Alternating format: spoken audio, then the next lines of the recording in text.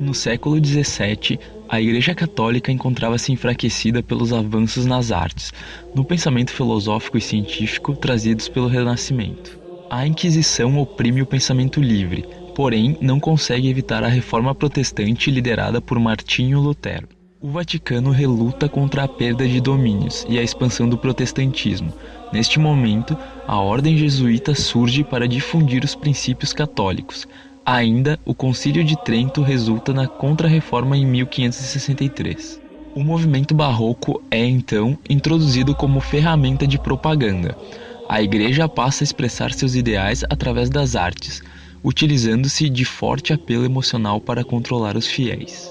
Na arquitetura, o poder da Igreja e da monarquia é demonstrado com a escala monumental, riqueza material, ornamentação e iluminação cênica.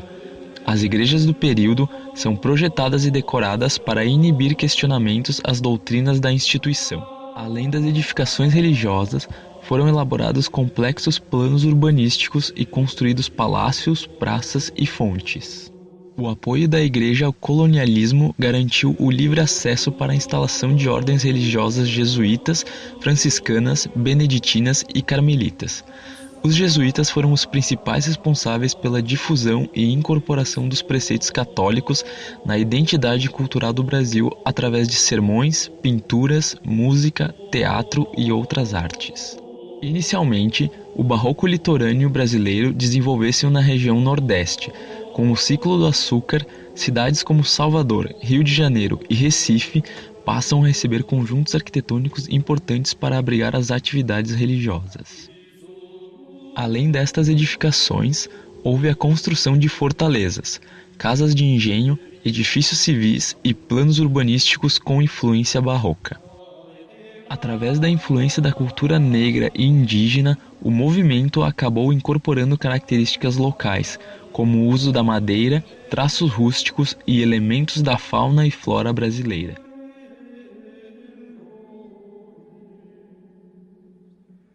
Exceto as primeiras construções que eram de cobertura vegetal, houve uma primeira série de edificações ainda provisórias, com estrutura de barro de mão, quase sempre assobradadas, com compartimentos forrados e cobertura de telha. Parte integrante do conjunto arquitetônico do Sítio Santo Antônio, a capela foi construída por Fernão Paz de Barros em 1681 e é considerada, juntamente com a Casa Grande, como a mais antiga edificação construída em taipa de pilão de todo o estado de São Paulo. Segundo Lúcio Costa, mais tarde, aquelas estruturas provisórias foram substituídas por construções já de caráter definitivo, de taipa de pilão ou de pedra e cal, dependendo das preferências e dos recursos encontrados na região. As duas técnicas eram empregadas onde houvesse bom barro e a pedra e o cal fossem difíceis de obter, recorria-se à taipa de pilão. Nesta foto, podemos ver o frontespício da igreja do antigo Colégio do Rio de Janeiro e foto do sacrário de um dos altares colaterais da mesma igreja. Este é um exemplo de pedra e cal. Já esta imagem é de uma capela da antiga aldeia de Carapicuíba, no estado de São Paulo. Segundo Lúcio Costa, outro traço característico das construções jesuíticas eram os grandes beirais, muito importantes, já que não havia calhas, para evitar que a água despejada dos telhados fosse aos poucos desagregando o barro das paredes e comprometendo assim, com o tempo, a estabilidade do edifício. A igreja do Colégio de São Paulo é um exemplo das construções ditas de pedra e barro. Lúcio Costa também chama a atenção com base em cartas do padre Anchieta que o uso de alvenaria de tijolos já era utilizado em Pernambuco, muito antes da chegada dos holandeses, ao contrário do que se acreditava.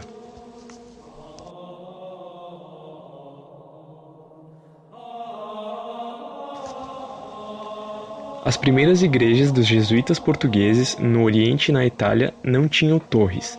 Já algumas das brasileiras, construídas no início do século XVII, têm uma única torre que pode ser considerada um campanário unido à fachada. Sabemos também que uma torre maciça, possivelmente destinada à defesa, ladeava à frente das igrejas. O campanário, mesmo quando ligado e não independente do conjunto, é um traço isolado do ponto de vista arquitetônico, distintos da estrutura principal e, em muitos casos, projetados separadamente. No que se refere à planta baixa das igrejas, o partido adotado aqui no Brasil pelos jesuítas foi, quase exclusivamente, o de uma só nave.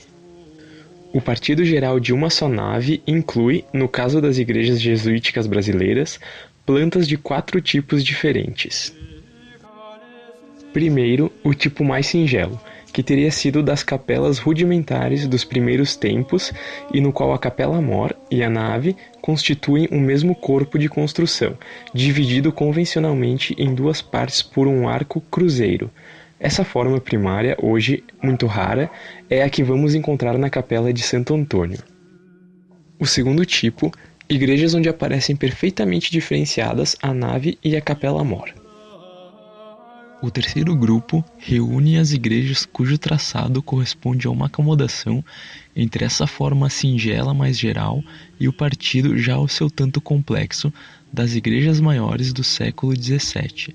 Nessas igrejas mantêm-se ainda os 3 altares usuais do modelo anterior, com a particularidade, porém, de se criarem também para os colaterais pequenas capelas apropriadas, de maior ou menor profundidade, como no caso da igreja de Olinda, onde tais capelas formam conjunto com a capela-mor.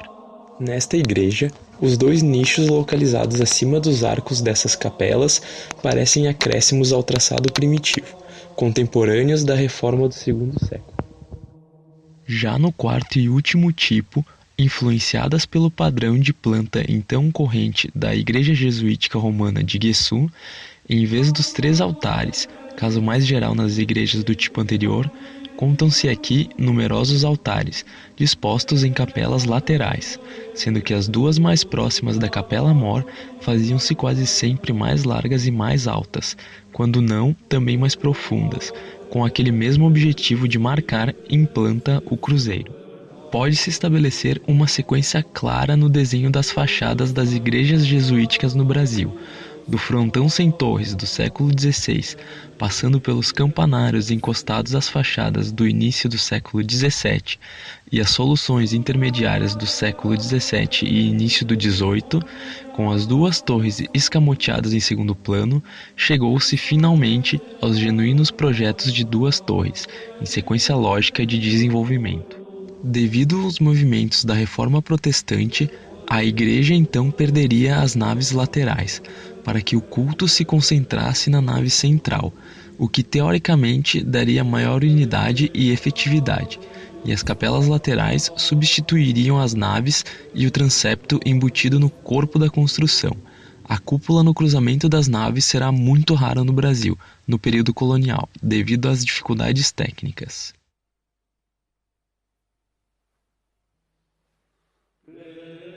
Inicialmente, a tipologia eram as igrejas simples, sem muitos acabamentos. Primeiro, era construído o convento para os sacerdotes e após a igreja por ser mais demorada e de maior custo. Após alguns anos, as fachadas foram mais trabalhadas. Algumas igrejas apresentavam 3 ou 5 arcadas de acesso. Os acabamentos de maior destaque eram as curvas e contracurvas nos acabamentos superiores, como transição dos módulos da grelha de composição. Exemplo de igreja com altar-mor separado da nave principal. O projeto normalmente não era assinado por uma pessoa, acabavam dando mais destaque para quem pintava e fazia os ornamentos, como estátuas em pedra ou madeira. Projetistas e obras de maior destaque: Padre Francisco Dias, Igreja dos Jesuítas, Catedral de Salvador, Salvador, 1604. Manuel de Quaresma, Igreja e Convento de São Francisco, Salvador, 1587. Frei Francisco dos Santos, Igreja e Convento de Nossa Senhora das Neves, Olinda, 1585. Igreja e Convento de Santo Antônio, João Pessoa, 1608. Frei Daniel, Igreja de Cairu, 1654. Frei Manuel Bulhões, Igreja das Carmelitas, Salvador, 1709. Freis da Ordem Primeira dos Franciscanos projetavam para outras ordens, beneditinos e carmelitas, e, em alguns projetos, assinavam como Colégio Franciscano.